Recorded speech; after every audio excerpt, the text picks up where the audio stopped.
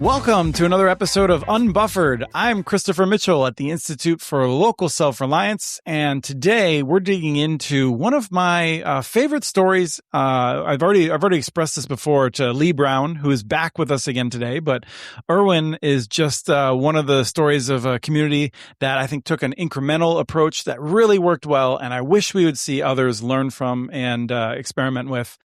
But as I said, we have Lee Brown, who is the president and CEO of Erwin Utilities, sitting on the left for those of you who are watching. Welcome to the show, Lee. Thanks, Christopher. Glad to be here. It's great to have you back. It's been a lot of years, and boy, a lot's happened in that time. But we also have John Fredericks, who is the director of information technology and Erwin Fiber. Welcome, Erwin. Sorry, that's the sleep. Welcome, John. Appreciate it. Thank you for having me. So, Lee, I think you've described before how picturesque the community is, and I just want to know how you want to describe the community to folks now that to spoil the surprise for those who aren't familiar, you were right in the path of Hurricane Helene and took a big shot in the chin. So, how do you describe the community to folks today? The most beautiful places in Tennessee and Northeast Tennessee, and we're in a little small community surrounded by the mountains, and just a beautiful place. And we have a river that comes out of a mountain gorge and comes through our community. Fortunately, it does not run through the heart of downtown, but where it does come into our populated parts of our community, it unleashed devastation like we'd never seen before. Washed homes away, the river diverted and went through an industrial park and just about obliterated our community out there. There was over 12 feet of water washed through their buildings and trees, and it just looked like we'd never recover from this. But almost 2 years later, most of those industries are back to some state of operation. Some of them are approaching a full operation, but what we thought was the end of that segment of our community is rebuilt and back to work, and most of the signs of all that flooding have been cleaned up, and so it's amazing how quickly things begin to revegetate after something like that, and things are just wiped away. But overall, things look much, much better, and we're in a better state today, and have plans to continue to rebuild a lot of our infrastructure back better, and that's going to be over the next 5 years, and I believe our community will be in a much better place. Hate to think that we got there through a flood, but we have been intentional to maximize every effort to rebuild and build our community back better and stronger than before. Excellent. Yeah, and we'll talk a little bit about that. John, is there anything you want to add in terms of humble bragging about the community? Yes, actually, there was, going through it, I remember the Friday rather well, and I'll be honest, I was humbled by the power of Mother Nature. What was unleashed that day, it was truly humbling. I've seen many flash flood warnings. This was the first time I experienced something to this level, and this level of destruction, and it was something that I wasn't prepared for. But I over the days that followed, in all honesty, I was humbled even more. It was a good humbling, because it was the power of the community, people standing up and working on and together to rebuild. It was people coming out saying, I'm not waiting for somebody else. I'm not waiting for the government to come in and to fix things, like just neighbors helping neighbors. And that was more powerful, in my opinion, than anything Mother Nature threw at us that Friday.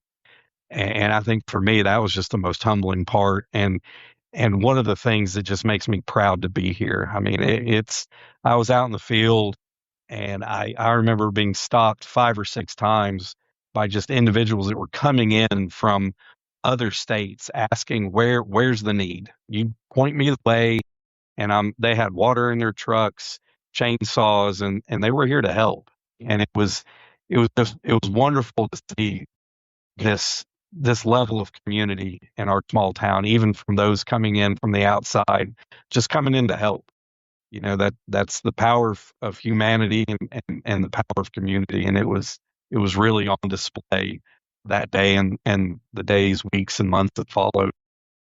Yeah, I think of everyone who's lived through that, you definitely get a sense that there is a tremendous need for kind of like unorganized volunteer efforts, as well as organized volunteer efforts, as well as state and federal action. And kind of if it goes well, they all have their place. And I hope that's what you all experienced.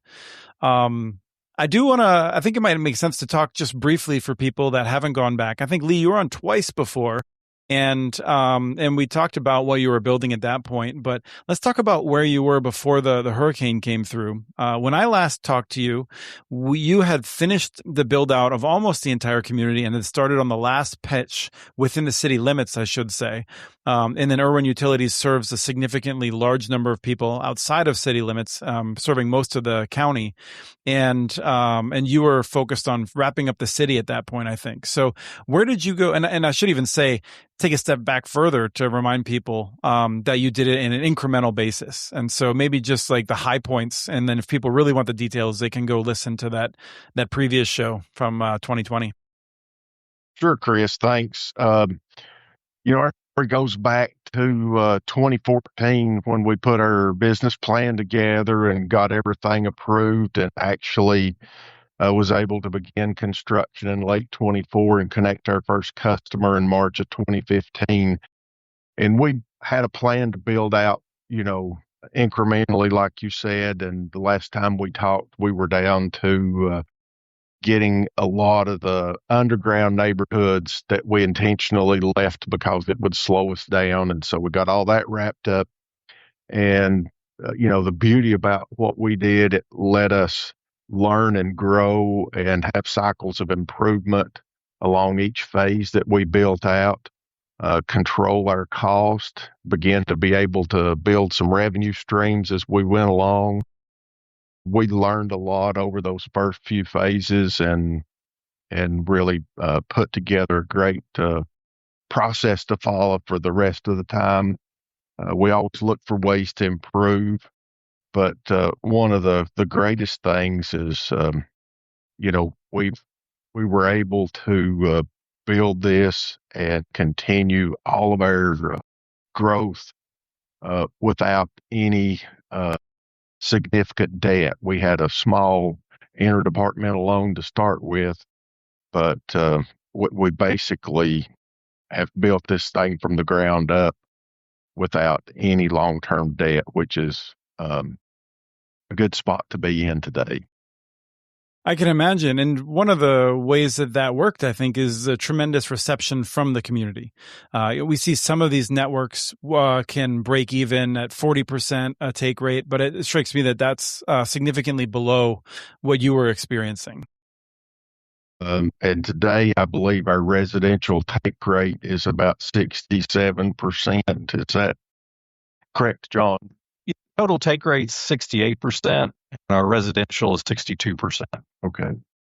So yes, we have experienced a great success, and we want to continue to see that take rate increase as well. Okay, so were you able to then expand to more of the county over the intervening years, or had you been keeping an eye out, waiting like so many other people to see what the federal government would finally do with the money? Chris, we are bound by state law that we can only serve within our electric footprint. So the last time we talked, we were wrapping up the last bit of that. So we are not able to go anywhere outside of our electric footprint. We've made one attempt to do that, but it was going to take an act of our state legislator to allow that, and we just didn't get across the finish line with that. So till something changes, we're we're 100% built out. I'm sorry, I misremembered then. I had thought that you had built out only within the town limits, but you had your entire electric footprint. That's wonderful.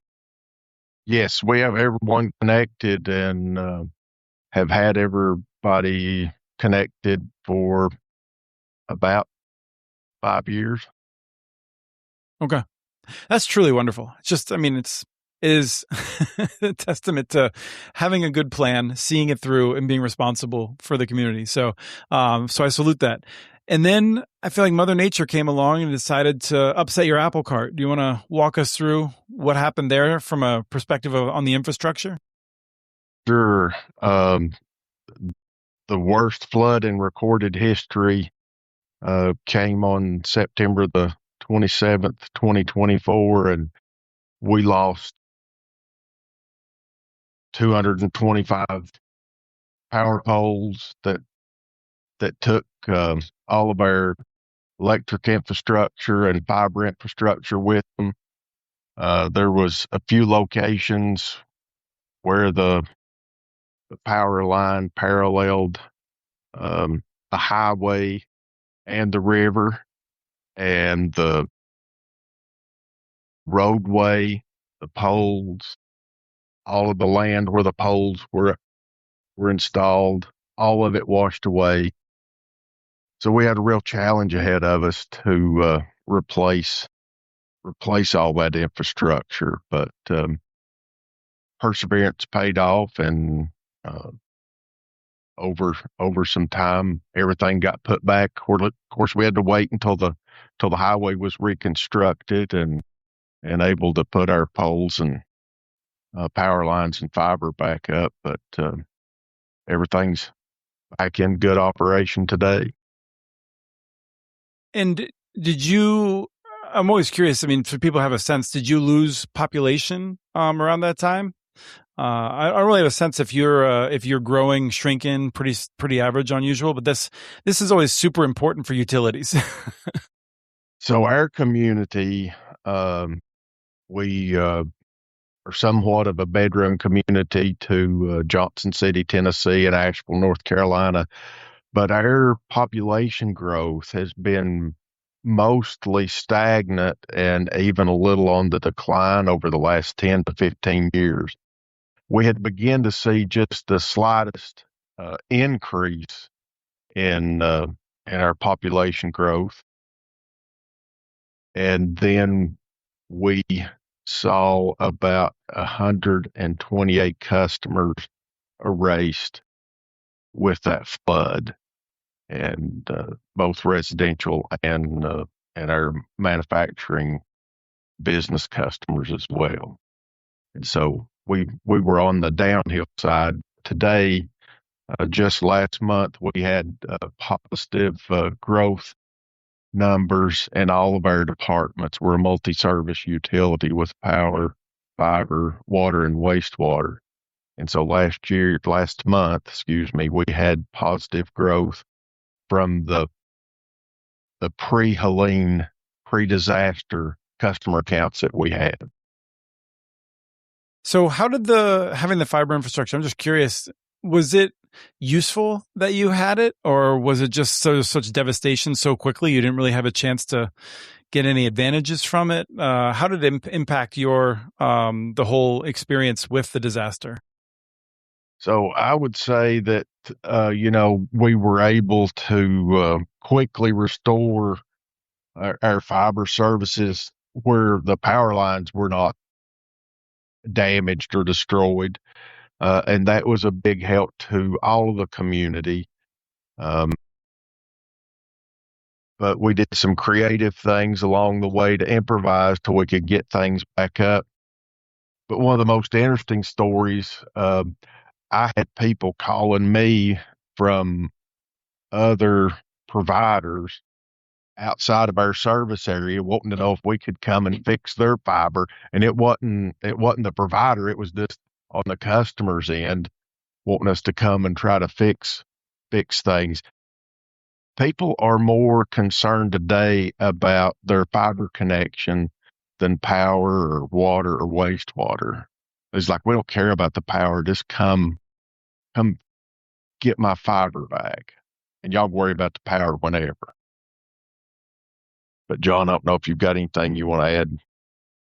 You know, the way we built out the system from the very beginning, so it was very purpose built, right? So the planning that went into it, Lee talked about being, a small amount of debt, but nothing large having to be taken out in order to build the system and having those cycles of improvement. One of the things that we did, it was very purposely done, is to factor in reliability across the network. So one of those segments that Lee mentioned about the road, the power poles, the fiber being washed away, part of that segment was what provides our DIA, our direct internet access, and that's built on a ring.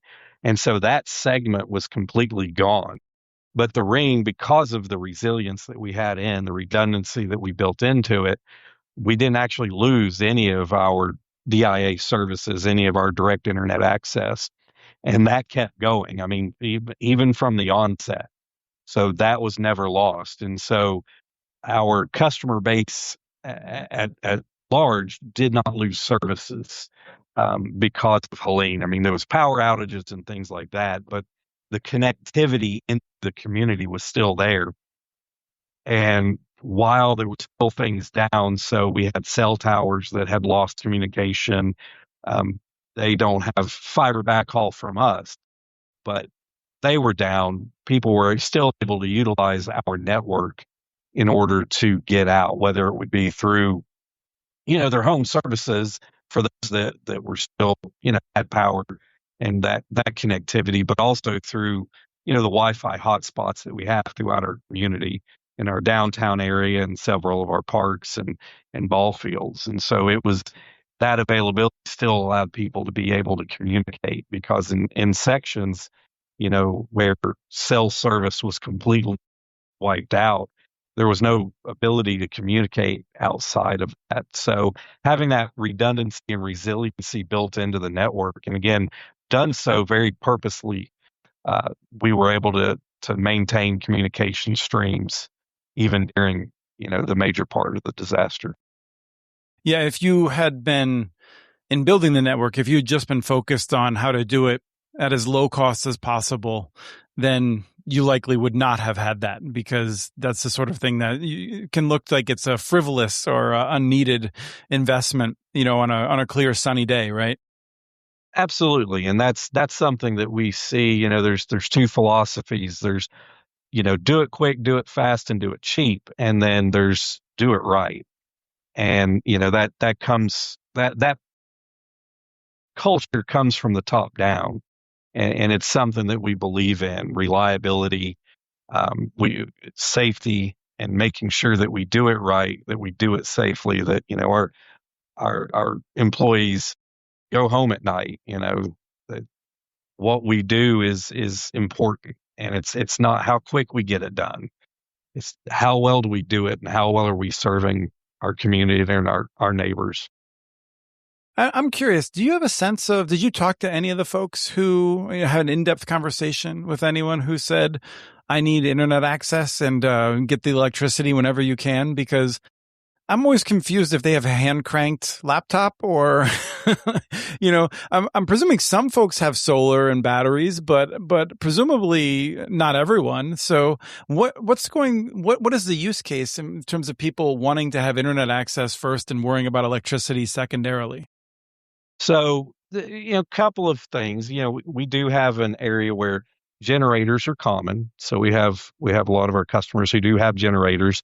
So they're able to maintain power to several devices, and one of those would be their PC. But then also for mobile. So if the cell towers are down, but their router and Wi-Fi is up and working, then they can get it, even if the rest of the house is without power.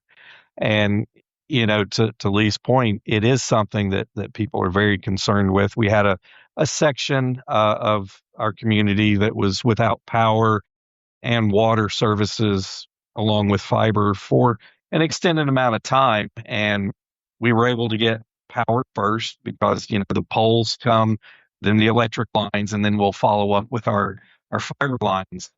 And as our water crews were working, uh, several of them were stopped by folks not wondering when the water was going to be restored so they could do showers and things. But when was the fiber coming back? So it's very important. Yeah, it's remarkable. I feel like, I don't know, when I talk to policymakers and other folks, I don't feel like they get it. And I'm sure for some folks, it's different reasons. For some folks, it's a sense of security and being able, knowing that they'll be able to call an emergency service, if they have a medical condition or if there's any, reason, potential breakdown of social order, things like that. For other folks, it's entertainment, I think, for other folks, it's a utility of needing to check in someplace with family members, maybe. So I always find it interesting because I think for people who haven't been through that situation, they don't appreciate how much you take communicating for granted and just how high that up is in a priority for people. Well, and I think you hit on it. And the most basic form of that is connection, right? And we talk about connecting our customers to fiber, but it's the connections that they have that they use through our system. So, social media is very big, calling, whether it be cell phone or Wi-Fi calling, it's that communication stream. And to have those communication streams, you've got to be connected. And that's how they're connecting to people this way.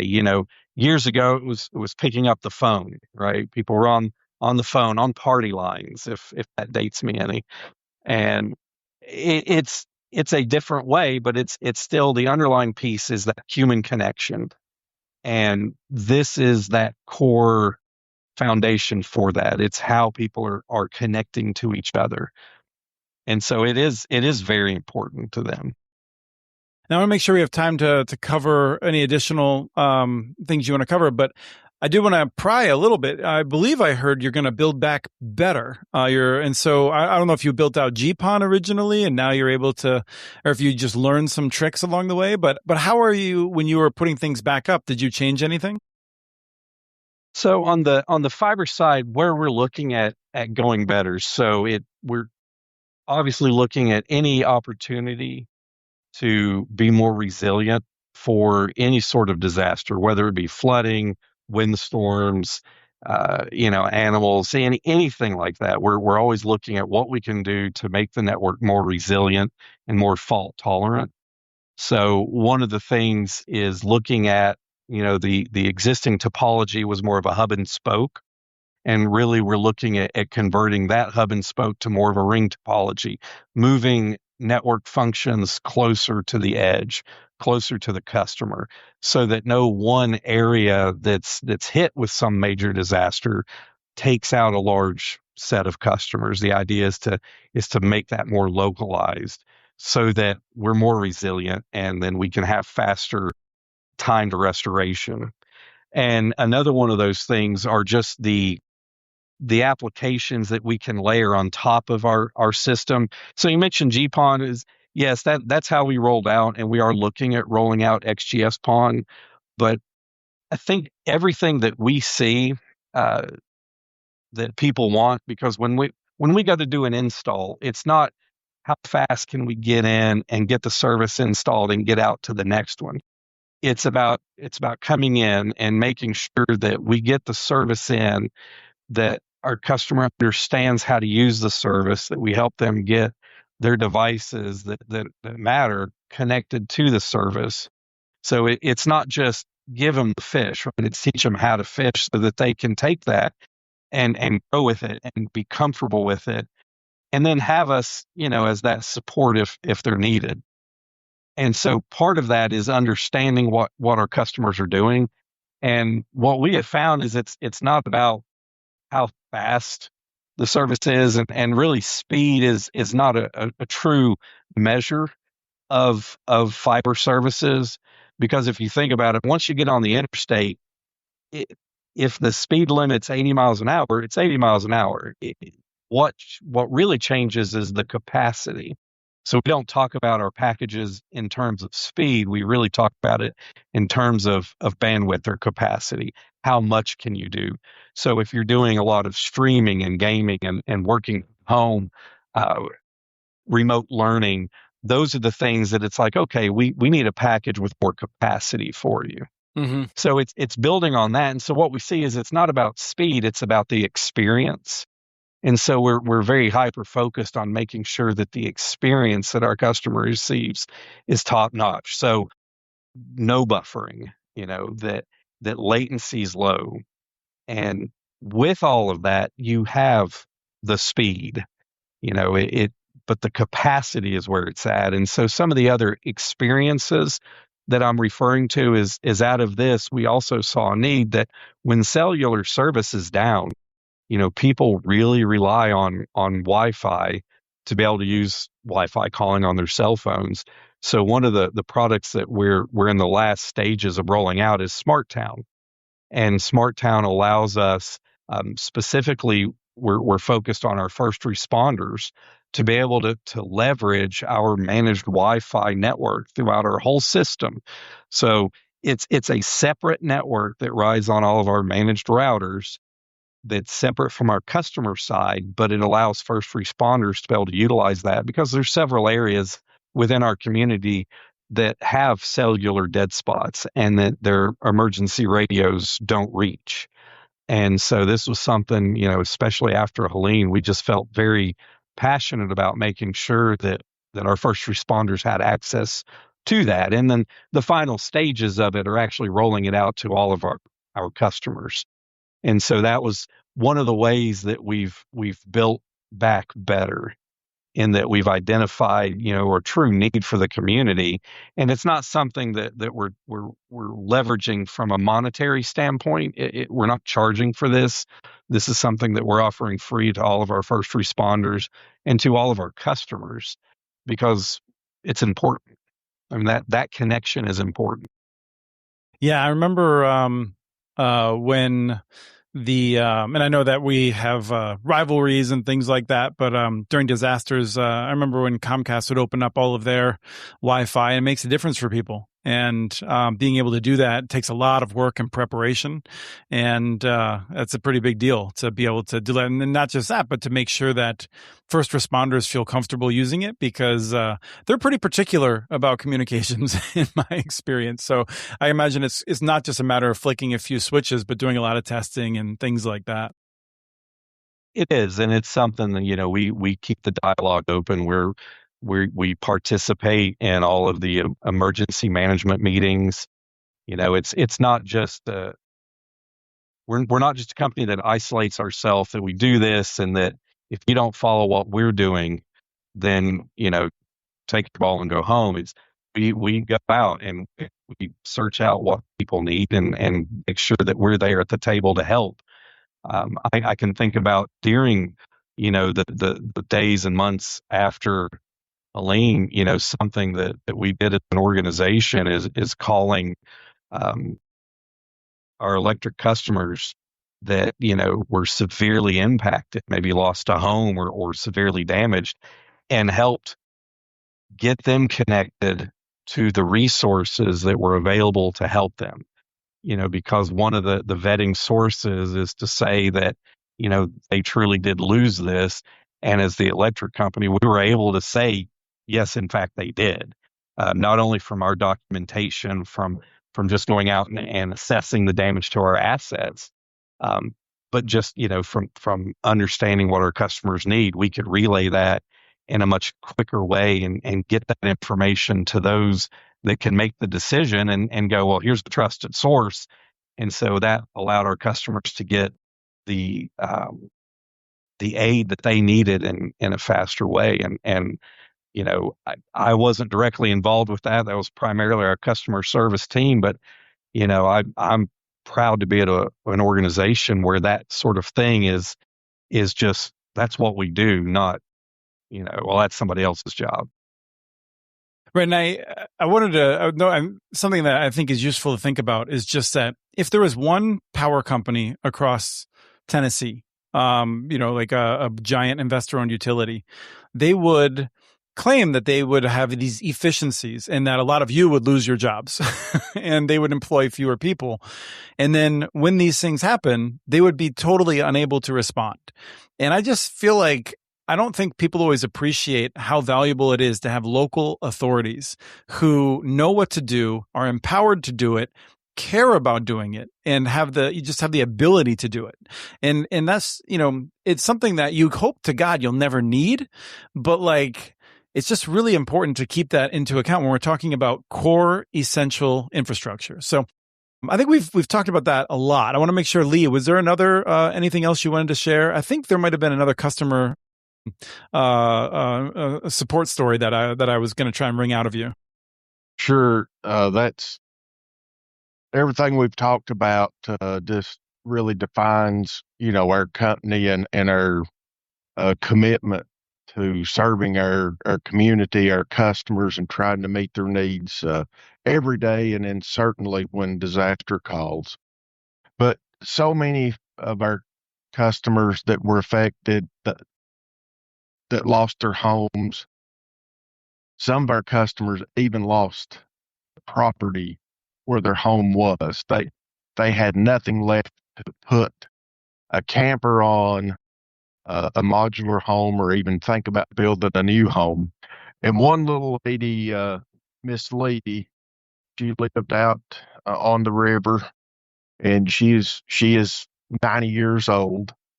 And the neighbors and one of the local churches, took care of her and made sure she had a place to stay. And they were in the process of building her a new home, but not down on the river, up here in town. And they said, Miss Lady, do you think you'd be happy up here in Erwin? And she said, not if I can't have my Erwin Fiber. And they said, Miss Lee, we'll make sure that you'll have Erwin Fiber when you move in. And she said, yes, I could do that. And we asked her about Erwin Fiber, and she said, when I find something good, I stick with it. And I'm sticking with Erwin Fiber. And that's just a testament to what all of our staff has done to take care of the community and our customers, and go the extra step or take the extra 30 minutes or an hour when we do an install or they have a problem. We live in a community where we have a lot of retired people, and they didn't grow up with technology, and they need somebody that will be patient and work with them and try to help them make the best use of today's technology at the level that they can, and be comfortable doing so. And our team has done such a great job of that. I hear stories all the time where we've helped folks, and they're just so appreciative. And I'm just thankful, as John said, to be in a community where we can do that, be part of an organization that puts trying to meet customers' needs above profit. Yeah, I think you've put it very well. And these are the stories I think of when I hear discussions about privatization, when people are thinking, oh, like we could make some amount of money, and they just never appreciate what is lost in terms of everyday interactions and all those things that someone else wouldn't be putting back into the community. So I'm so glad that things have worked out to the extent that they have. We obviously are deeply sorry for those who have lost property and loved ones, and all the destruction that comes of it. But it's also a moment to see how blessed you can be, living among great neighbors and people that can get things going again. So, we're all going to get kicked in the teeth, and it's great if you can be in a community where people help you recover. That is so true. Well, I want to thank you both for people who are watching. Hope you don't notice any of the glitches, but we had a couple, and I really appreciate Lee and John sticking with me through it. So thank you so much for being on the show today. Thank you, Chris. Thank you. Thanks for listening to this episode of the Unbuffered podcast. We have transcripts for this and other episodes available at ilsr.org/podcast. While you're there, check out our other podcasts from ILSR, including Building Local Power, Local Energy Rules, and the Composting for Community podcast. Email us at podcast@communitynets.org with your ideas for the show. Follow us on Blue Sky Our handle is @CommunityNets. You can catch the latest research from all of our initiatives by subscribing to our monthly newsletter at ilsr.org. While you're there, please take a moment to donate. Your support in any amount helps keeps us going. Unbuffered is produced by Christopher Mitchell with editing provided by me, Jordan Pittman. Until next time, thanks for listening.